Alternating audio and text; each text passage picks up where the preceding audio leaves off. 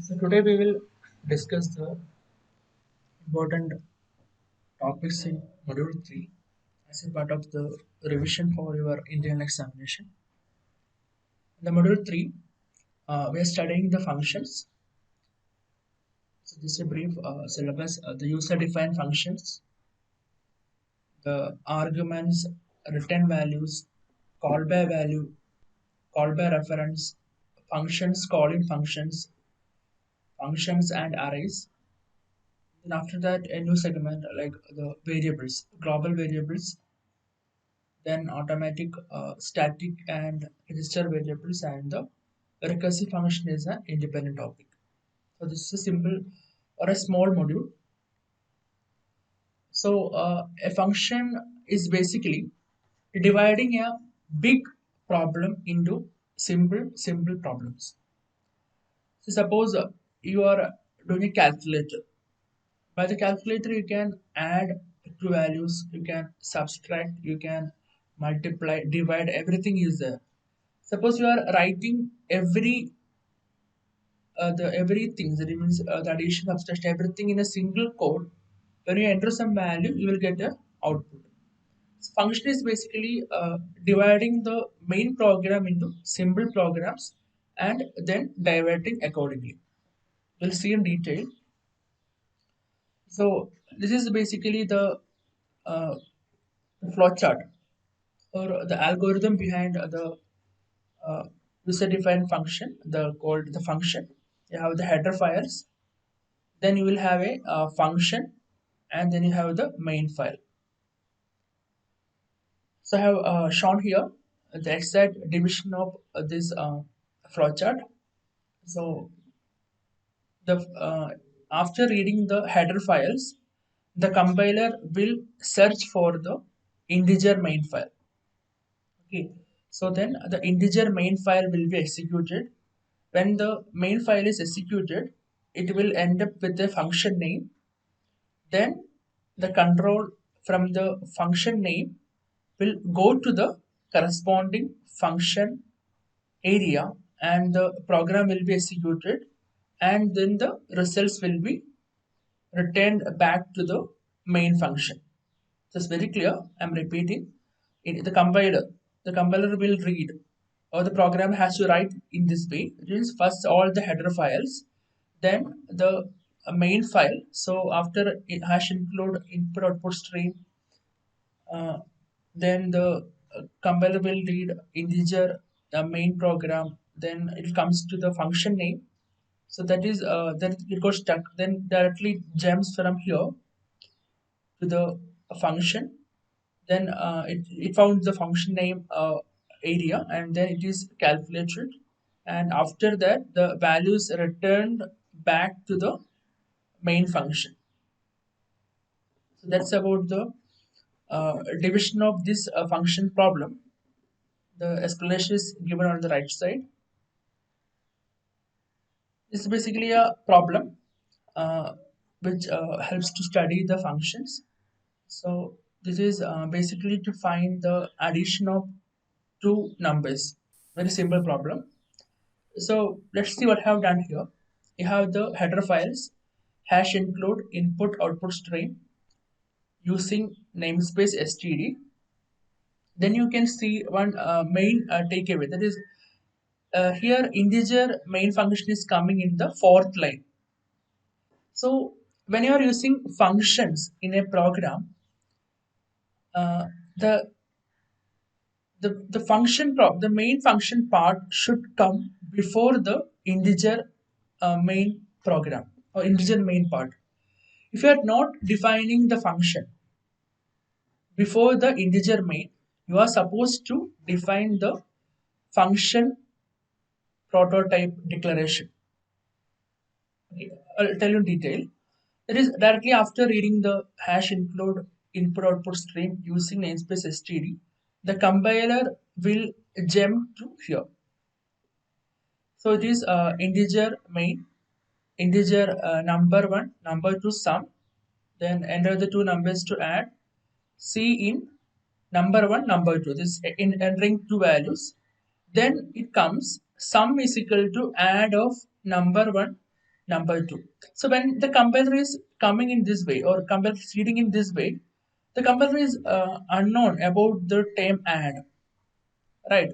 So compiler has to understand that there is a definition in this entire program with having an add. So if in this problem, when the add is coming, the control will jump to here from this point. I'll do it in a pen. When it comes to this level, the add number or number 2, the control will jump to the function definition. Then integer add integer a integer b means in that program in the subpart they have written add is equal to a plus b, a plus b. Then the value is returned to here, and this will be executed, and the value will be returned back. So this is the flow. So the main takeaway is that if you are defining the function definition well before the integer main, there is no need to specify this declaration. I'm repeating again. If we are defining the function definition well before the integer main, you don't want to declare this function prototype. Suppose you are writing the function sub function after the main function, you have to declare the variables well before. So that's the main takeaway. And yeah, you can see the explanations on the right side, the various function prototype, function call, function definition, but I have just told. So this is the function definition, the last part. Okay. Coming to the little bit theory part, we have the passing arguments to function. So we have seen here in the previous problem, in the main function you have add number 1 number 2, and in the function definition you have like a and b, integer a integer b. So there should be a relation between this number 1 number 2 in the main function as well as the integer a and integer b in the function definition. So those are told, or those are discussed in this part.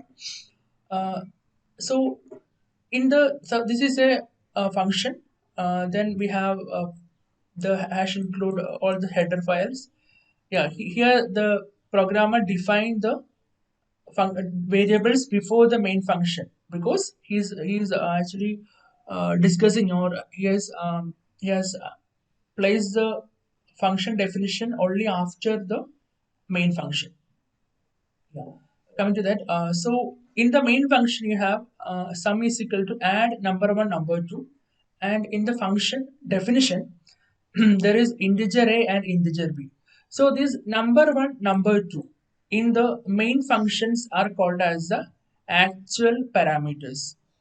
So the actual parameters are the parameters available within the main function, and the formal parameters are the calling function, that is the parameters which is available in the function definition to transfer the control from the main function to the sub function definition. Okay, so this is the actual parameter in the main function and the formal parameters. So there are some nodes on passing the arguments.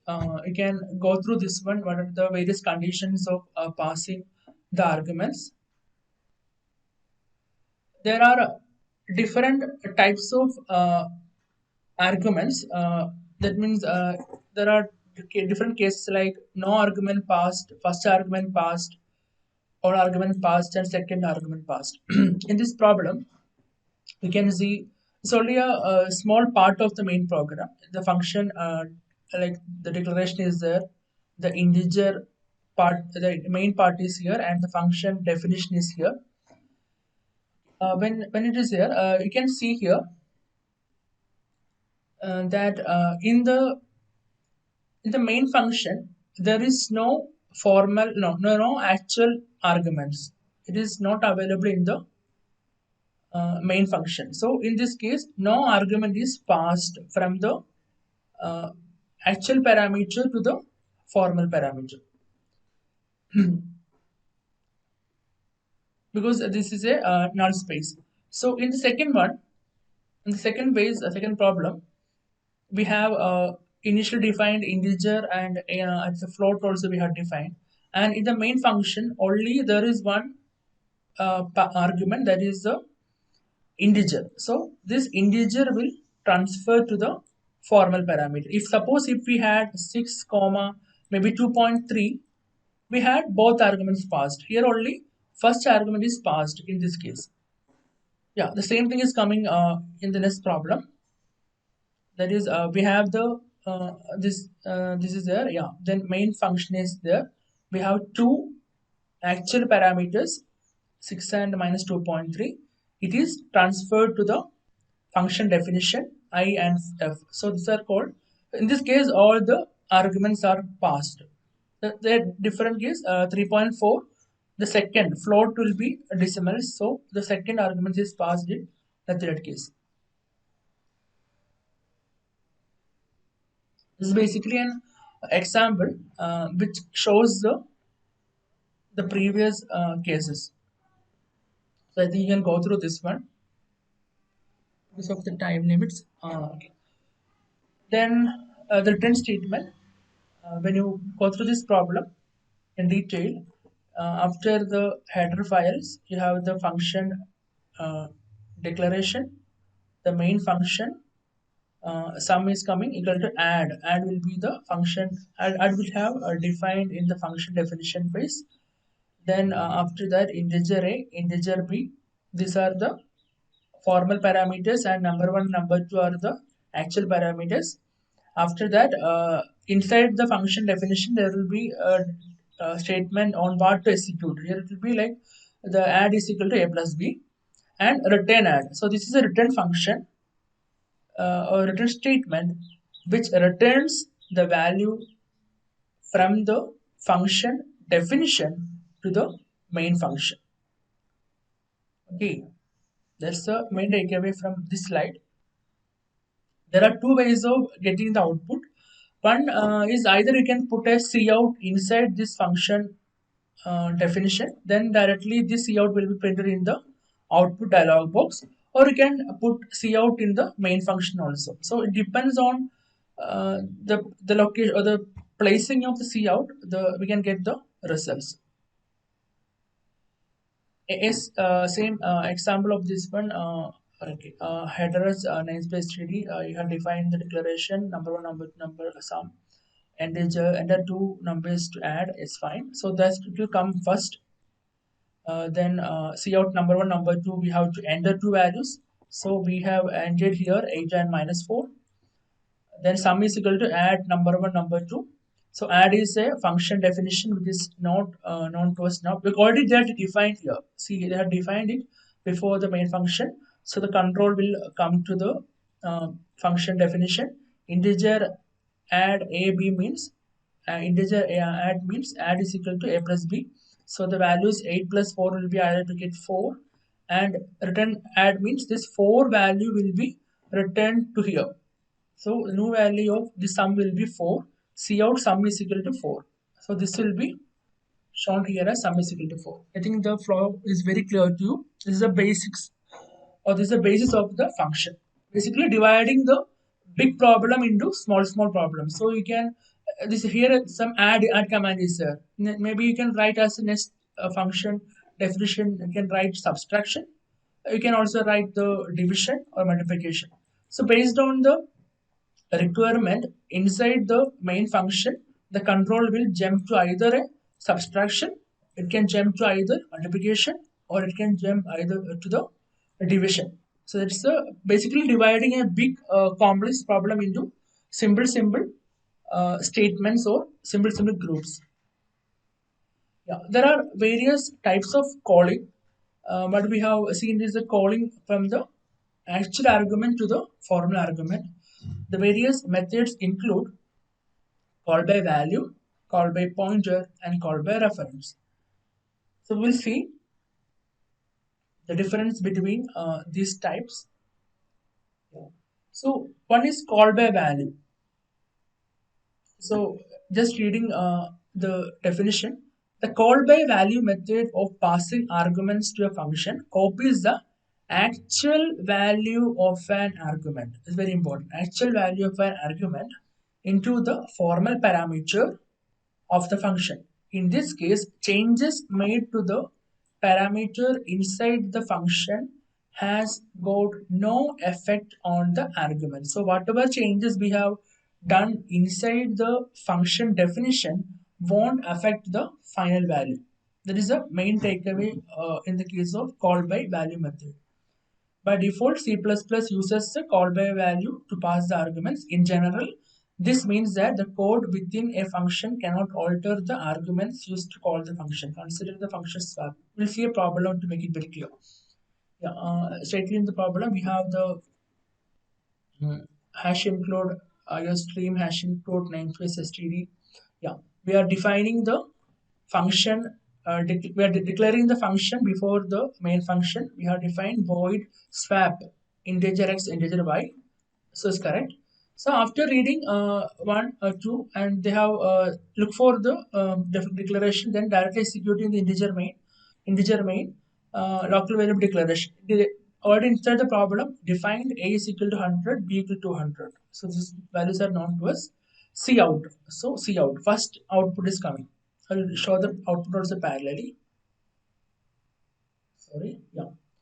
So here C out before swap value of a. So here before swap value of a. A. Already we have defined 100. So 100. This statement is okay.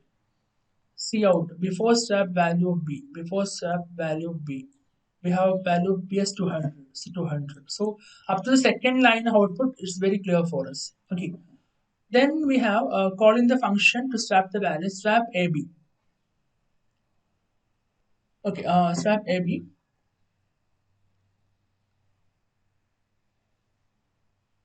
So yeah.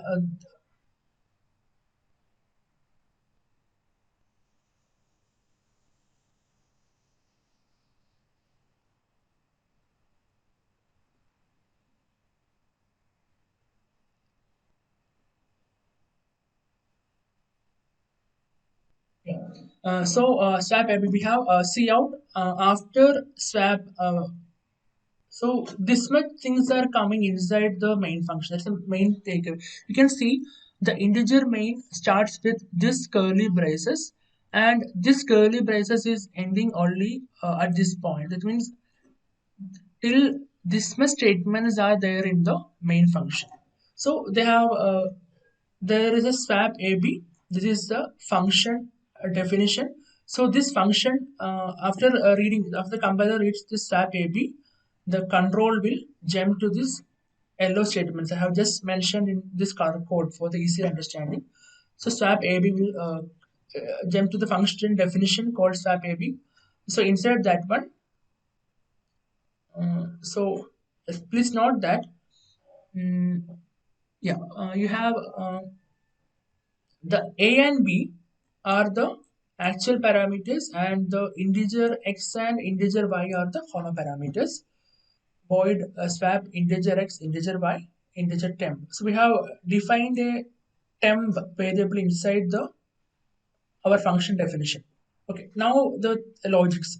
Temp is equal to x. So we have the value of uh, a as 100. So a is equal to x, because we are formally calling, right, a equal to x and b equal to y. So the value of b will be also equal to the y. Yeah. So coming back to here, temp equal to x. So the new value of temp will be 100. Understood. Then x equal to y. So we know the value y is uh, initially 200. Now the y x value will have a new value 200. Yeah. Then y equal to temp. So at this statement we have the temp value as 100. So new value of y will be 100. So I have just shown this for the easy understanding. So these are the new values returned. Yeah. So return means the values will be returned back to the this control. We will come back to here. We will come back to here. Okay. Come back to here. So see out. Okay. After swap value of a is, after swap value of a is. So when you notice inside this function definition, the latest values or the last values of x is 100, x is 200, and the last value of y is 100. The x is almost equal to a and y is equal to the b. But when you are calling by values, very important. After swap, value of a is 100. That is, whatever changes we have done inside the function definition won't come to the output. So the initial values of 100 and 200 will be printed as such. Value of a is 100, value of b is 200. Very clear. We'll see the next one for the easy understanding. So going fast, call by pointer method of passing the arguments to a function copies the address of an argument into the foreign parameter inside the function. The address is used to access the actual argument used in this code. Next one is important. This means that the changes made to the parameter affect the passed argument. So now it's clear for you. Yeah, straightly into the problem. Okay, okay, okay. Integer main a100 b100. Okay. Before swap value of a as like the previous one 100. Okay. Before swap value of b 200. Okay. Then this won't be read by the compiler. This is only for our understanding. So for our understanding, but you can understand that star ampersand a means it is a pointer address to a, that is address of variable a, and star ampersand b is the indicator pointer to b. This is address variable of b. That is to be noted by the programmer or the user. Okay, so after the controls going to this main function, it starts from this point and ends here, like the previous one. Now I can mark it there. Okay, swap then ampersand a ampersand b. So this ampersand shows there is a pointer in this one. So we have ampersand a ampersand b. The control will jump to the function definition. Then in the function definition, you can see the integer star x, integer star y, integer temp they have defined as previous. And here you have the values. It is just similar to the previous one. So I'm not writing the values here, the change values. So you know after this execution, the value of x and y will be changing to 200 and 100. Then so okay, temp is equal to star x. That means the value stored in this address, in the x address, it is 100 will be the new value of temp 100, and star x is equal to star y. The star y is 200, so new value of x will be 200, and star y is equal to star temp. So the new value of y will be 100. So the main thing note is that if you are calling by pointers by this star and this ampersand, the value will change. So this value is returned to the initial calling function. See out after swap value of a is here the value is changing to 200 and 100, unlike the previous example. I think it's clear to you. And next is the call by reference method of passing the arguments to a function copies the reference of the argument into the formal parameter. Inside the function, the reference is used to access the actual argument used in the code. This means that changes made to the parameter affect the past argument. So in this case also, that is in the reference method also, there is a value change. So we have the header files, declaration, integer main a100, b100, b200. Yeah, this is here available as two outputs, swap ab. So the note to the user is calling a function to swap the values using the variable reference. So they are going to perform that function. Yeah, swap a directly going to here. Yeah. So we are using the ampersand, the reference function. So note that in the previous problem we had a star And in the case of reference, we don't have a star inside the program. This won't be read by the compiler. It's only for our understanding. Yeah. So ampersand is used as a reference value. So the reference is by the value. In the previous one, the reference was by the pointer. That's the difference. So we have the integer temp x y. I mean not just 100, 200, 100. So as we know, the after that the value will return back to the main function. The value will be changed. That's the main takeaway. The value is changing in the case of call by reference also. Now that main topic has finished, this function is over. Now we are into the global variable. Okay, the global variable, the name states it all. It is a variable like x, y, z, and any variable which can be accessed by all the or the entire program. If the entire program is using that variable, it is called as the global variable.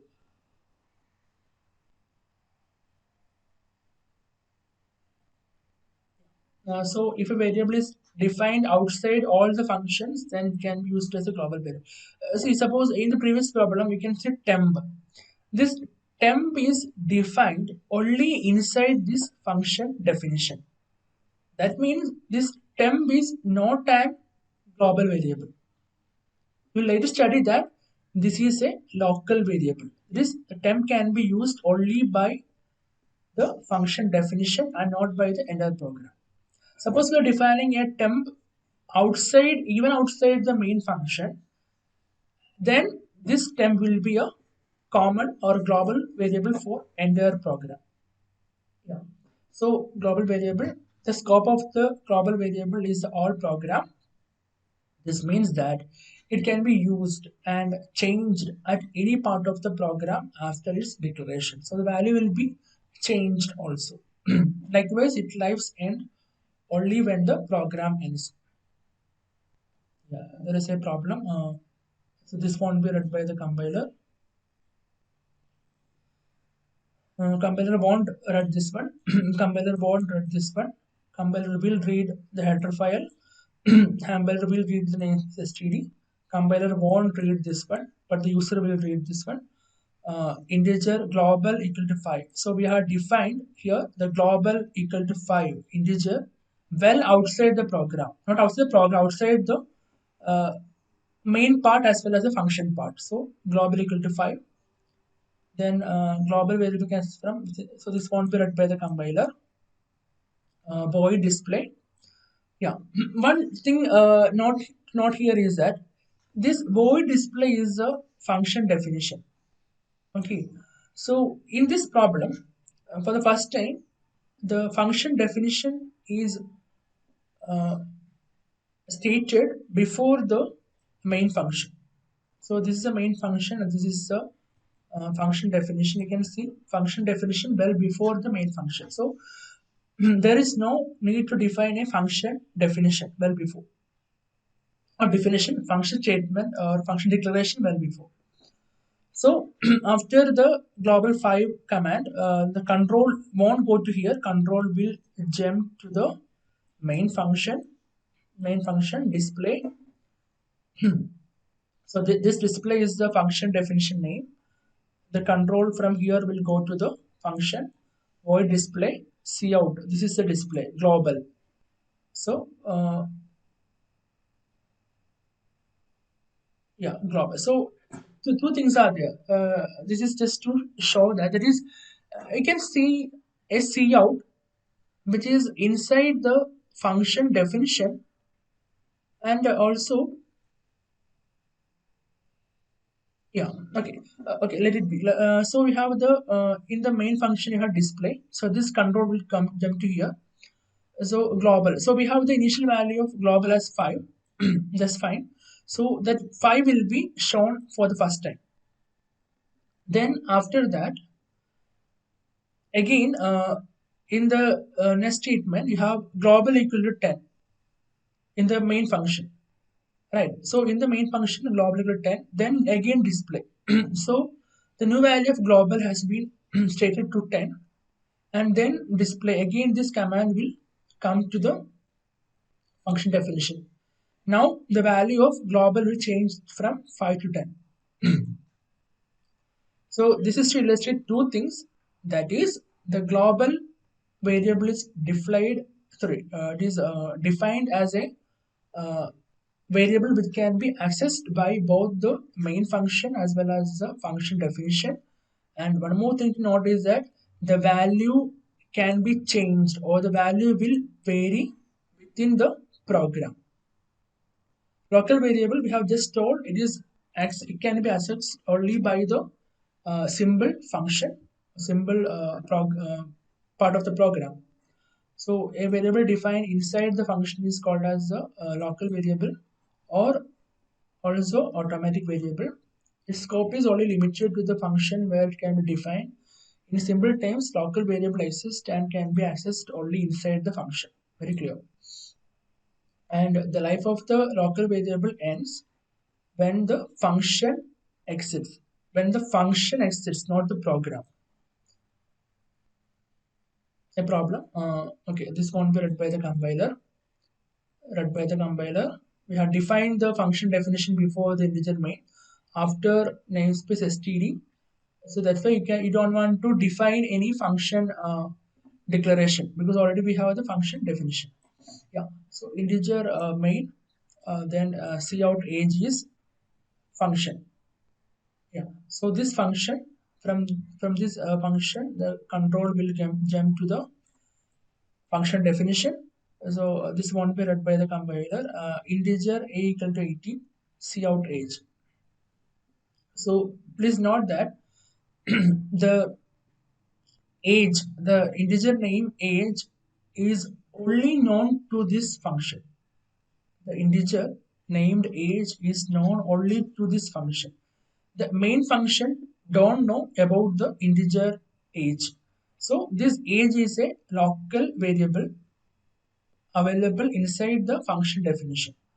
Okay, so after this age equal to 18, cout age, we have the value of age is 18. And an additional point too, that you can't define cout age here, because here the age, this age is different because this is put it in the double quote, so it's a string whatever type. Even if your name is typing this way to type, okay, but this is a definition, or it is a variable which is known only to the function definition. In this case, that's the main takeaway. Then we have the static local variable. So a static local variable exists only inside a function where it is declared, similar to the local variable, but its lifetime starts when the function is called and ends only when the program ends. So this value is subject to change throughout the program. This is a difference compared to the previous one. So to easily identify that, there will be a term called static prefix to the float or integer, whatever it may be. So directly a problem. Uh, IOStream namespace integer main text. For first test is coming. Uh, Jump to the function definition test. Variable is static variable. Static variable equal to 0. Yeah, so the variable equal to 0 plus variable. So we had an initial value of variable as 0. Now after this definition plus variable, the new value will be plus 1 cout variable. So the value will type out as 1 end line. Then it will come back to the main function. Then again test is coming. Then this test will again direct it to the function definition, static integer variable. So please note that the value of the variable has changed to 1 in the previous command. So we do have initial value of 1. So this won't be applicable thereafter. Then we have plus variable, that is, you have the value of this plus 1 plus 1. So 2 will be printed out. It's the difference in the case of a static variable. That means the even the variable is defined inside the function definition as a local variable, the lifetime of this variable is there till the program is running or till the completion of the program. Suppose if it was a local variable, then always it will be printing 111. As it is a static local variable, for this case it will be 1 2 3, like it will be incremental. It's the difference. So we have to use a static name to make to uh, tell the compiler that this is a static local variable. So you can see this difference between the automatic and the static variables. There is something called register variables, but this is not now commonly used. Basically, you know that we will use the variable to store some values. So if we use it as a register variables, it can be easily the value can be easily taken back by the compiler. That is, the register keyword is a request to the compiler that the specified variable is to be stored in a register of the processor instead of a memory as a way to gain speed. That is, normally the valuable, sorry, normally the variable values will be stored in a memory space. So by using a register variable, we can store the values of the variables in the register so that we can take the return the value as fast as possible. But due to the advent of the new computers, new modern computers, this memory difference is not that much high. So we won't use the register variables now. Next is a recursive function. A recursive function, in a simple, it is called as a function within the function. That is, you have seen the function definition now. That is the main function will direct it to the function definition. If you see that if the function definition part is having a series of iterative functions, it is called as a recursive function. We will see in detail. That is, a recursive function is not much different from any other function. Basically, a function calling itself directly or indirectly is known as a recursive function. A recursive function repeats itself several times in order to compute or return final output. Recursive functions are quite common in computer programming as they allow programs, the main requirement, as they allow programmers to write efficient programs with minimal code. That is, the iteration is done with the function. We don't want to write multiple sentence or multiple program codes to do a particular task. The by definition, a recursive function is a function which calls itself, and the speed of a recursive program is slower because of stack overhead. It is that can be, but the even the speed is less, but the work of a programmer is reduced. The recursive function must have a terminating condition or the base case and recursive explanations.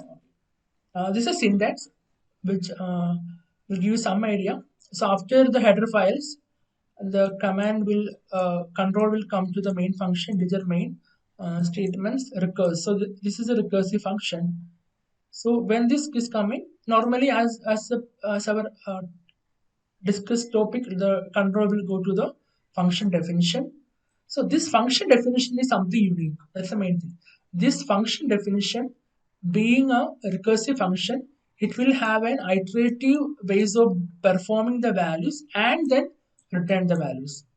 Okay, we'll see a problem. It is to find the factorial. So what is factorial? Suppose it is 3 factorial, it will be 3 into 2 into 1. 5 factorial means 5 into 4 into 3 into 2 into 1. Okay, so it is like basically n factorial is equal to n into n minus 1 factorial in a very simple way. Yeah. So we have the program hash include input output stream. Okay.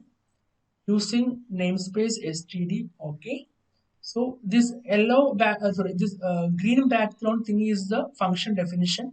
So as we are defining the function definition before the integer main function, we don't want to write the function declaration as the third step.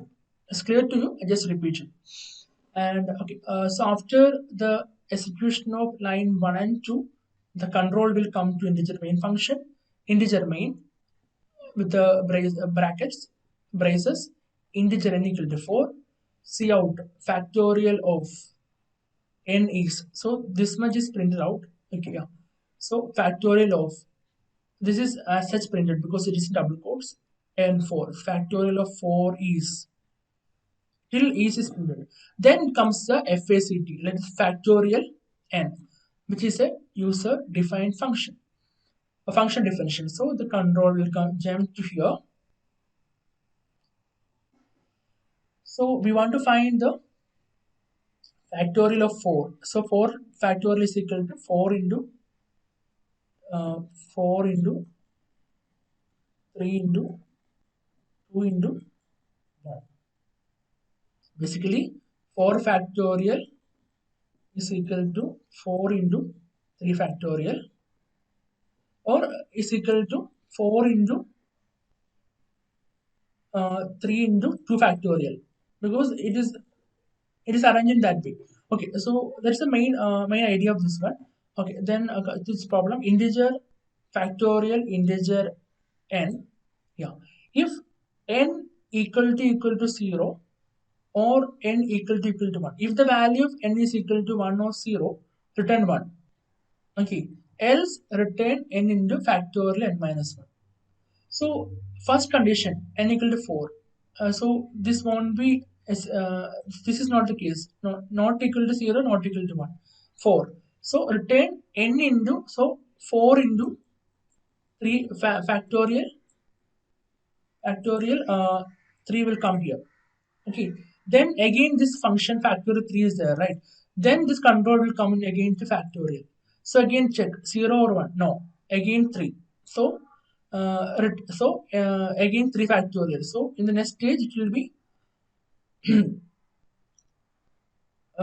into 2 factorial.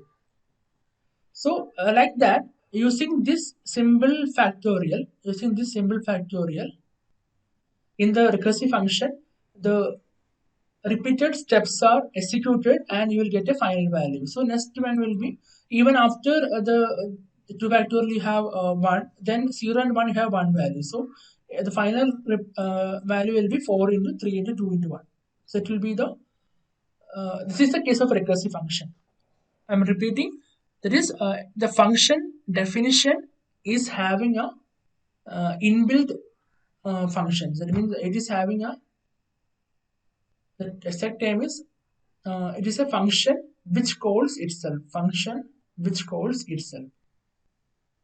So this will be repeatedly executed till the requirement and the value will be printed out. So it will be 4 into 3 into 2 will give it 12. A similar problem.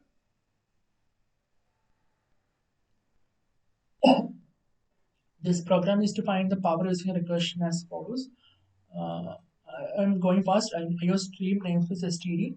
So directly to this main function, integer base equal to 3, power 5. If you had to find 3 raised to 5.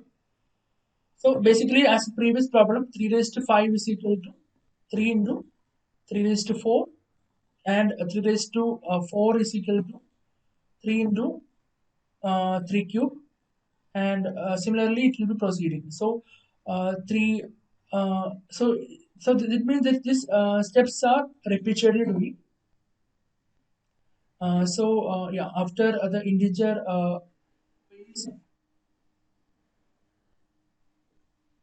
yeah, so after the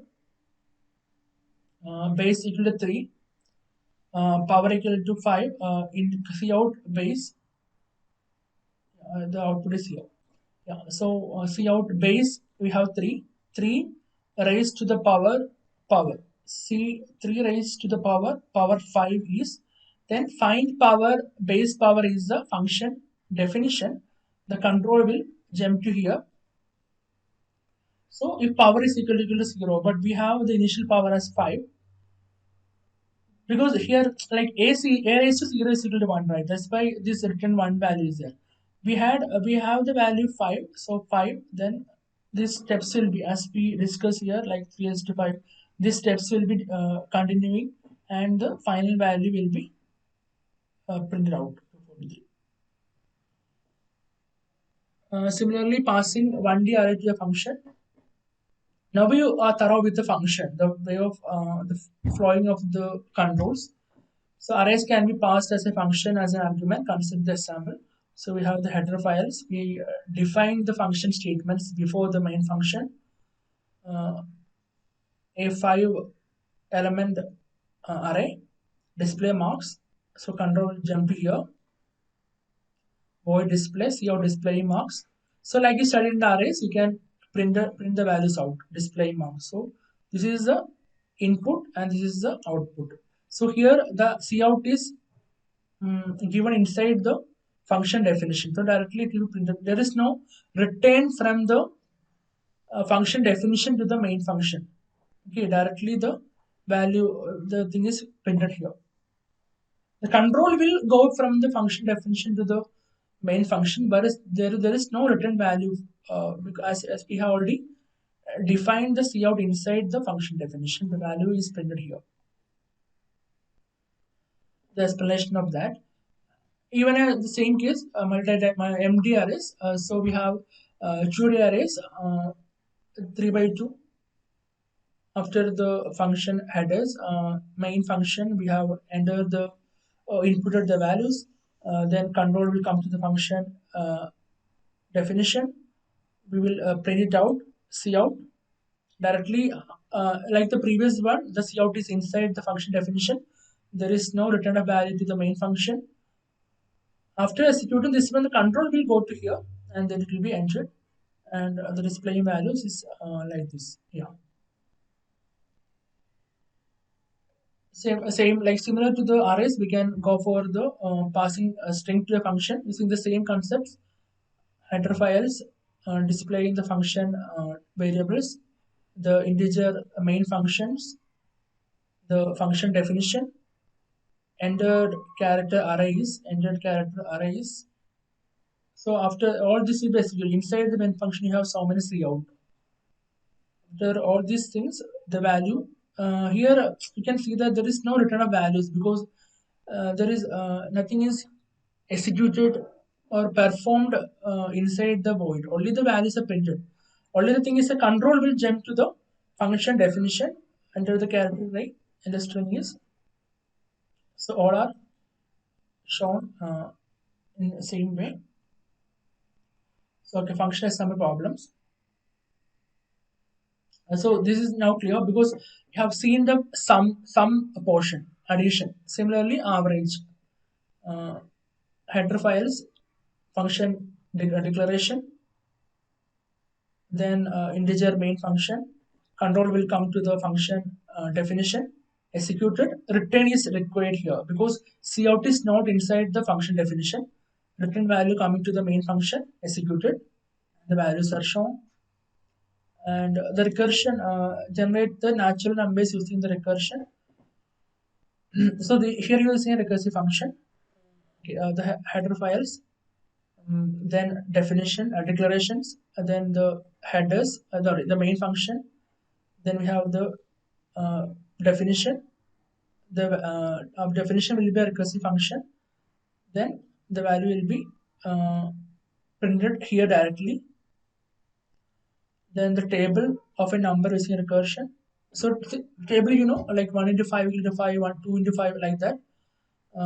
Header files, the function declaration, the main function, the control void table is here. The control will jump to the function definition.